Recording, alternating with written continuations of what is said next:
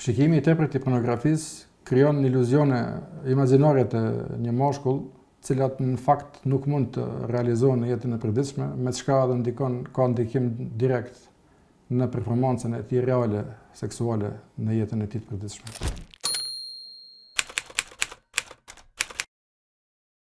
Njëri prej faktorëve i cili kohëve të fundit në studimet që të mbahen në Kinë, në 1530 moshës 18 dhe 23 vjeçare, është shfaqur që ka lidhje me infertilitet dhe disfunksion erektil, është edhe varfshmëria e mashkullit në pornografi.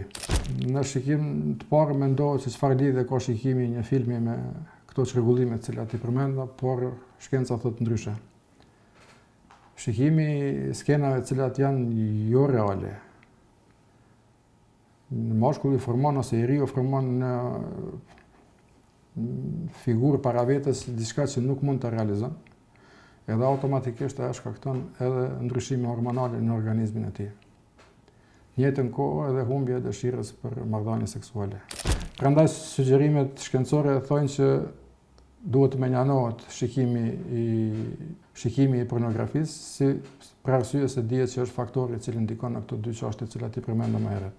Do të thotë infertilitetin mashkullor dhe disfunksionin erektil. Shikimi i tepërt i pornografisë krijon iluzione imagjinore të një mashkull, të cilat në fakt nuk mund të realizohen në jetën e përditshme, me çka edhe ka ndikim direkt në performancën e tij reale seksuale në jetën e tij të përditshme.